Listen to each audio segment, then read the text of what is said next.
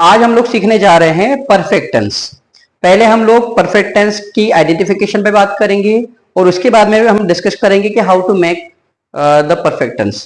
पहला प्रॉब्लम जो टेंस सीखने में या फिर सेंटेंस मेकिंग में आता है वो आता है टेंस की आइडेंटिफिकेशन। होता क्या है, जब हम सेंटेंसेस बोलते हैं या फिर जब हमें इंग्लिश बोलनी होती है तो हमारे पास सबसे बड़ी प्रॉब्लम, सबसे बड़ी समस्या आती है वो यही है कि टेंस को आइडेंटिफाई क्या करें। भाई हमें टेंस तो आता है, उसकी हमें मेन वर्ब, हेल्पिंग वर्ब, सब कुछ हमें, स्ट्रक्चर, सिंटैक्स सब पता है उसका।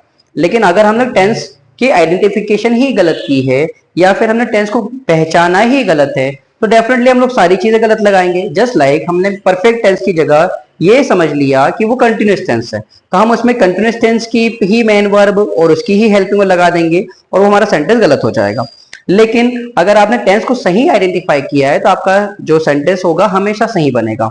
तो पहले हम लोग टेंस को आइडेंटिफाई करना सीखते हैं और टेंस की आइडेंटिफिकेशन में आप देखिए टेंस का एक्सप्लेनेशन तो बहुत सारा होता है, काफी कुछ कहा जा सकता है टेंस के बारे में। तो हम लोगों ने इस टेंस को शॉर्ट में समझने के लिए उसकी एक वन लाइन डेफिनेशन इन्वेंट की है ताकि आप एक ही लाइन से उस टेंस के बारे में सब कुछ समझ सकें। तो पहले हम लोग थोड़ी सी चर्चा करेंगे टेंस के नाम की। तो जैसे कि टेंस का नाम है परफेक्ट, तो परफेक्ट का मतलब होता है पूर्ण या फिर कंप्लीट। तो ऐसी चीज, अब हम वन लाइन डेफिनेशन बना रहे हैं इसकी कि ऐसे काम जो पूर्ण हो वही है परफेक्ट टेंस। जब भी आपको परफेक्ट आइडेंटिफाई करना हो तो आप उसके आखिरी में ये आता है, वो आता है, ऐसा होता है, वैसा होता है, इन चक्करों में ना पढ़कर ये देखें, वर्ब के नेचर को फाइंड आउट करें कि क्या वो वर्ब कंप्लीट है, क्या वो वर्ब पूर्ण है। अगर वो पूर्ण है तो परफेक्ट टेंस है, अगर वो पूर्ण नहीं है या कोई दूसरी दिक्कत है तो हम उससे फिर परफेक्ट टेंस में नहीं रखना है। तो अगर कार्य पूर्ण है तो परफेक्ट टेंस, और अगर कार्य पूर्ण है, अगर हमने देख लिया, हमने ये पहचान लिया, हमने जान लिया कि भाई वो कार्य पूर्ण है उसमें, तो अगर कार्य पूर्ण है तो आपको याद रखना है कि हमें उसमें वर्ब का थर्ड फॉर्म लगाना है। क्यों वर्ब का थर्ड फॉर्म है? क्यों, वर्ब के तो और भी फॉर्म्स हैं, वर्ब का थर्ड फॉर्म ही एकमात्र ऐसा फॉर्म है जो कार्य की पूर्णता को दिखा सकता है। कार्य की कंप्लीटनेस को शो करने के लिए हमारे पास पूरे 7 फॉर्म्स में से सिर्फ एक ही फॉर्म है जो है वर्ब का थर्ड फॉर्म। तो वर्ब का थर्ड फॉर्म का कार्य होता है कार्य की पूर्णता को बताना। तो कार्य की पूर्णता को शो करने के लिए हम लोग परफेक्ट टेंस में वर्ब की थर्ड फॉर्म लेंगे। अब वर्ब की जो थर्ड फॉर्म है ये कभी भी अकेले काम नहीं करती। इसका मतलब है इसमें आपको मेन वर्ब के साथ में हेल्पिंग वर्ब यूज करनी ही होगी। वर्ब की थर्ड फॉर्म अकेले काम नहीं करेगी। एक्चुअली कुछ मेन वर्ब्स ऐसी होती हैं जो हेल्पिंग वर्ब के साथ काम करती हैं, लेकिन कुछ हेल्पिंग वर्ब ऐसी होती, कुछ मेन वर्ब ऐसी होती हैं जो विदाउट हेल्पिंग वर्ब वर्क ही नहीं करती। मतलब अगर आप जैसे फर्स्ट फॉर्म की बात करें तो इसमें हेल्पिंग वर्ब की जरूरत नहीं पड़ती। सेकंड फॉर्म हमेशा सेपरेटली काम करती है, इसमें हेल्पिंग वर्ब नहीं आती साथ में। लेकिन वर्ब की थर्ड फॉर्म ऐसी फॉर्म है जिसमें आपको हेल्पिंग वर्ब यूज करनी ही पड़ेगी। तो इसके लिए आपको याद रखना होगा have.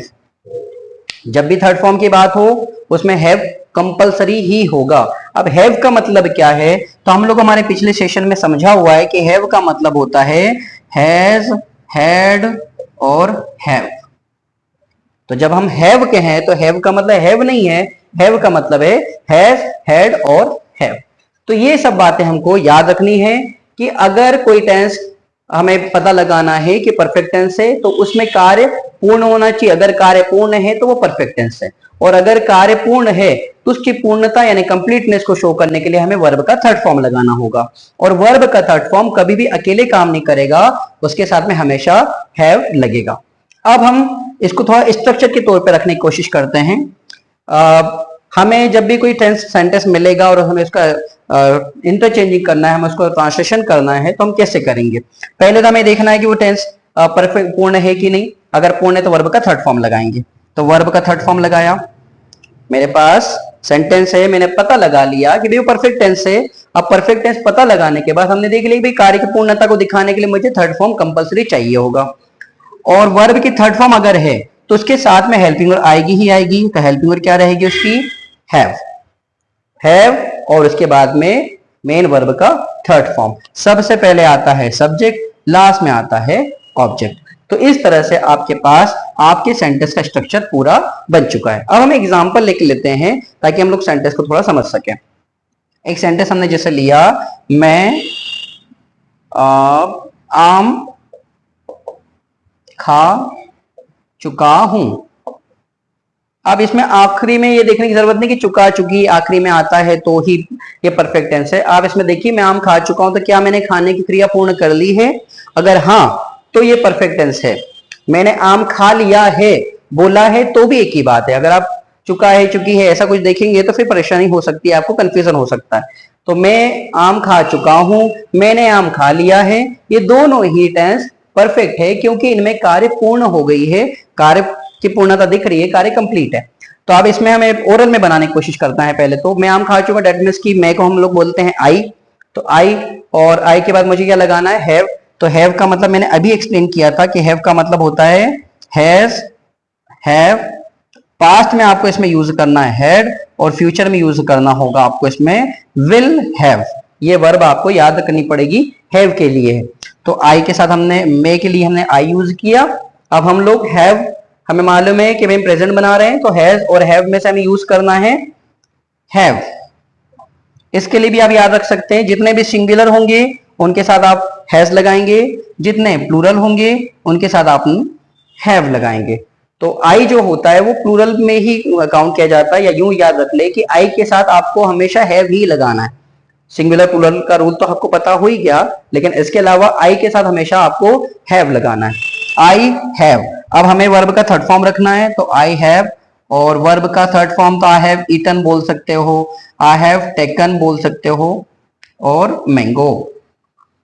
I have eaten mango, एक ही रख लो, आई हैव ईटन मैंगो। ये आपका सेंटेंस हो गया, मैं आम खा चुका हूं। अब इसके नेगेटिव बनते हैं, फिर इंट्रोगेटिव बनते हैं, इंट्रोनेगेटिव बनते हैं। उन सेंटेंसेस को हम लोग बाद में डिस्कस करेंगे। फिलहाल हम लोग जान चुके हैं कि भाई परफेक्ट टेंस क्या होता है। परफेक्ट में हम लोग has, have, had, will have कैसे यूज करेंगे और कहां पर हमें कैसे कैसे रखना है। नेगेटिव भी है तो एक जरा सी हिंट में दे ही देता हूं आपको। अगर इन इसे बोलेंगे हम अफर्मेटिव सेंटेंस। अगर इसका हमें नेगेटिव सेंटेंस बनाना है तो इसकी हेल्पिंग वर्ड सर्च करना है, और हेल्पिंग वर्ड सर्च करने के बाद में आपको उसमें नॉट लगाना है। और अगर इसका प्रेजेंट का पास्ट टेंस बनाना है तो आपको इसकी हेल्पिंग वर्ड स्विच करना है। हमें याद रखना है कि अगर प्रेजेंट से मुझे पास्ट में ले जाना है या पास्ट से मुझे फ्यूचर टेंस में ले जाना है तो मुझे उसके लिए हेल्पिंग वर्ब चेंज करनी पड़ेगी। आई हैव ईटन, एक नोट को एक मिनट के लिए रख देते हैं। आई हैव ईटन मैंगो, मैं आम खा चुका हूं। ये सेंटेंस को मुझे लेके जाना है पास्ट में। मैं आम खा चुका हूं की जगह मुझे बोलना है मैं आम खा चुका था या मैंने आम खा लिया था। तो इसको हम लोग पास्ट की हेल्पिंग वर्ब में हमारे पास क्या है? हैड, तो हम हैड ही यूज करेंगे इसमें। तो सेंटेंस हो जाएगा आई हैड ईटन मैंगो। बाकी सेंटेंस आपका सेम रहेगा। अगर फ्यूचर की बात करें तो फ्यूचर में हम लोग विल हैव यूज करेंगे। I will have eaten mango, I have eaten mango present tense, I had eaten mango past tense, I will have eaten mango future tense. अगर हम इनकी नेगेटिव की बात करें तो मैंने आपसे कहा था कि आप हेल्पिंग ढूंढिए और उसमें नॉट प्लेस कर दीजिए। आई हैव ईटन मैंगो का अब नेगेटिव हो जाएगा I have not eaten mango. इसका पास्ट में नेगेटिव हो जाएगा I had not eaten mango. Had helping verb यहां पर। अब तीसरी बात है आपके फ्यूचर टेंस की, I will have eaten mango. तो इसमें दो वर्ड हैं, एक विल है और एक हैव है। तो जब भी हमारे पास ऐसी कंडीशन बने कि जहां पर दो हेल्पिंग वर्ब हो, ऐसे दो वर्ड में हेल्पिंग वर्ब हो या तीन वर्ड में हेल्पिंग वर्ब हो, तो आपको उसका पहला वर्ड ही मेन मान के चलना है। मतलब हम लोग इसमें ही नॉट प्लेस करेंगे, इसके बाद में नहीं। मतलब आप आई विल हैव नॉट ना बनाएं, बल्कि बनाएंगे I will not have eaten mango. I will के बाद नॉट हैव ईटन मैंगो। इस तरह से आपका ये नेगेटिव बन जाएगा। इंट्रोगेटिव के लिए भी रूल आपको पता है, हेल्पिंग वर्ब हम आगे लेकर आएंगे। हेल्पिंग वर्ब आगे आएगी तो आपका हैव आई ईटन मैंगो हो जाएगा, इसमें हेड आगे आ जाएगा। बस आगे बोलना है हमें, हैव यहां की जगह मुझे यहां बोलना है हैव आई ईटन मैंगो। दूसरा इसमें यहां पर ये आ जाएगा हैड, तो हैड आई ईटन मैंगो। और फ्यूचर में जैसे हमने अभी बात की कि विल जो है उसी को मुझे ट्रीट करना है मेन हेल्पिंग वर्ड के तौर पर। तो हम लोग क्या करेंगे इसमें, विल आई और फिर have, will I have eaten mango. ये है आपका इंट्रोगेटिव सेंटेंस। इसमें एक इंट्रोनेगेटिव बनता है। फिलहाल हम लोग ये 3 सेंटेंसेस की प्रैक्टिस करेंगे और इनके बारे में बात करेंगे। तो एक बार हम रिवाइज कर लेते हैं फटाफट। ऐसा टेंस जिसमें कार्य पूरा हो, कार्य पूर्ण हो, उसको हम परफेक्ट टेंस बोलेंगे। कार्य पूरा होगा तो वर्ब का थर्ड फॉर्म लगेगा। वर्ब का थर्ड फॉर्म जहां पर भी आएगा वहां पर आपको हैव का यूज करना होगा। और हैव का मतलब होता है हैज, हैव, हैड।